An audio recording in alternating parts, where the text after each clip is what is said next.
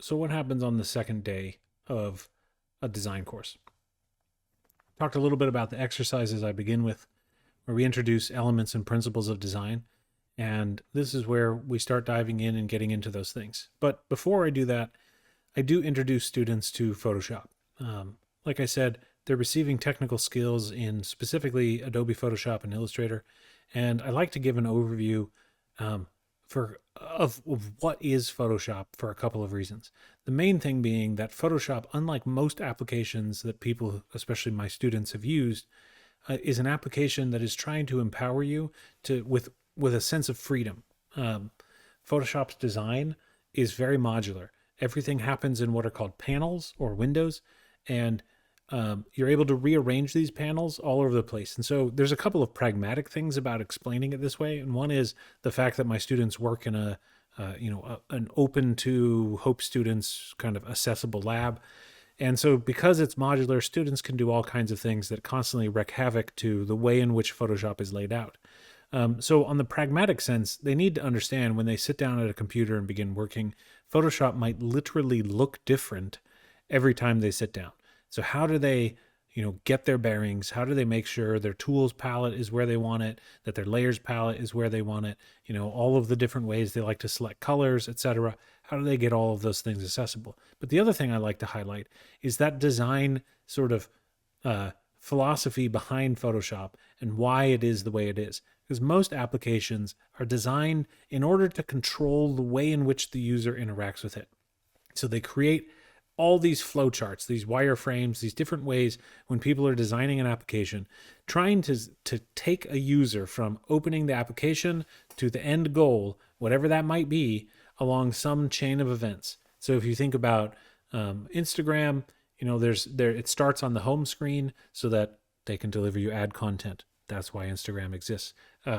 So that you can see that. And then, of course, they also want people to post more content in order to attract people to the platform.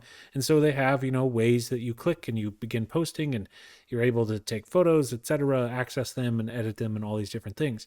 But you're not able to actually edit or change the way Instagram is laid out because they're trying to control and manipulate your interaction with the application, unlike Photoshop. Photoshop and Illustrator are made so that they can be versatile and modular so that any user can decide how they want to interact with the program, and they can do that in relationship to what their end product is. And this is another thing that, as we're introducing these basic programs of Photoshop and Illustrator, the different philosophies and the different things behind specifically the fact that Photoshop is a bitmap application and Illustrator is a vector-based application.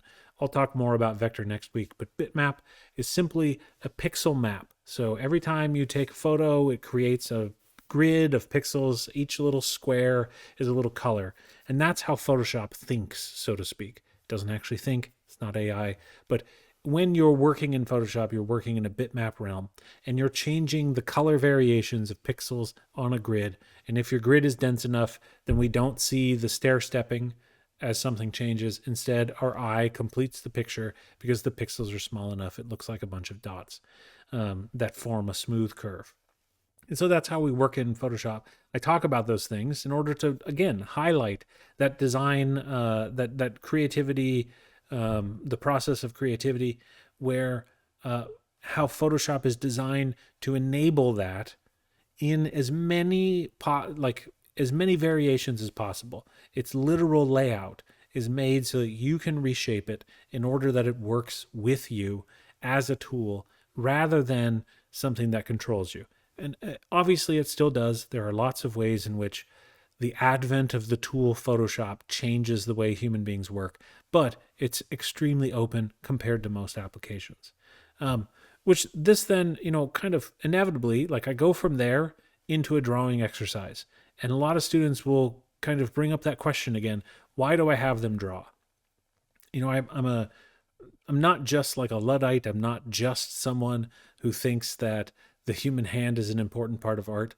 I think that we see this across things, but like I said on the previous video, if I ask my students to draw a circle, I'll get 18 different circles. If I ask them to make something in Illustrator, I'll get one circle. 18 versions of that same circle. And so there's so much that comes across.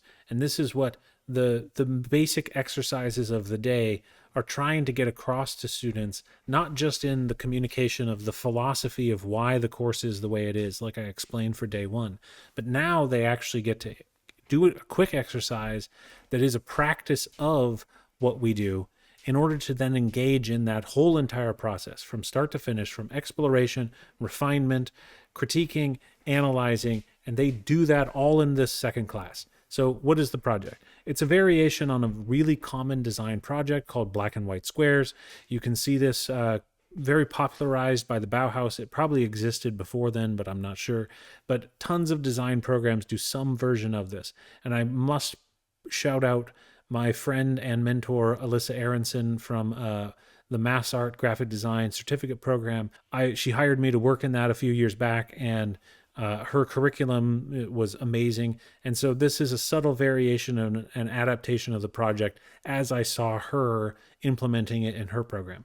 But basically, we're trying to get complex ideas communicated with simple elements. In the homework version, it's squares. In the exercise I have them do in class, they do circles. And so simply what I do is I give out pieces of paper and I tell them you need to use 4 circles. The circles can either be black or white. They can have black outlines and we have a white fill, or they can be completely solid black, or they can have a black fill with a white outline. And then I give them some concepts. So one of the concepts I used today, because my class after lunch was very tired, was tired. I said, using only 4 circles on this sheet of paper, make a composition that is somehow a tired composition. And so they work away, they make all their different things, and then they put them all up on the wall. And this serves several purposes. One is to show, you could call it cliche thinking, or you could call it, just the commonalities as to how, in general, especially right off the cuff, it takes a long time to get good ideas, and how we all have similar ideas. So even though there's 18 students in the class, you'll see, 1 to 3 different ideas. Somehow, usually there'll be a dominant one, and one of them, 16 people did basically the same thing, and they're all sitting out throughout the class. They're not looking at each other, but rather we have some really common modus operandi, which is my point. Part of this is showing that the reason you need to explore is because cliche ideas they're the first ideas. When you think, how do I communicate happy? Almost everyone goes to a little happy face. And it's that's fine. I do talk about the positives of cliche. Cliches exist because they are effective communication tools. But then I talk about how we gloss over them. We very quickly notice it. We have a gestalt understanding of what that cliche idea is, and we move on. Why? Because right next to it on the wall in a design class is going to be a more interesting new idea that we don't understand initially, and we need to observe it more closely. And so this is why, going back to my rubric, why I have problem solving and imagination. A cliche will have a high problem solving grade because it will probably solve the problem really well. I mean, I try to design projects that require unique problem solving, but there's of course always that degree where that's impossible. And then you have the really kind of abnormal, weird things that are extremely imaginative, and those will get a high grade in imagination. And so an ideal thing that a student is trying to do is balance their strengths in order to solve a problem as best as possible in as imaginative a way as possible. So it's this constant back and forth between convention of the past, which is useful, and imagination of the future, which is, bizarre and makes us uncomfortable. To further emphasize this, I'll talk about, Van Gogh is the classic archetype of the artist who was just literally a few months ahead of his time. His work didn't sell while he was alive, and then 3 years after he died, it starts flying off the shelves for amazing prices. Artists are constantly in that place where they're trying to find new and novel solutions, while also needing to rely upon vernaculars and design tropes that exist in the past. So they're doing this exercise that is taking very simple elements to begin with, circles. They're trying to incorporate them into different strategies, and we talk about the different strategies that are often employed. You have people trying to represent like what it looks like.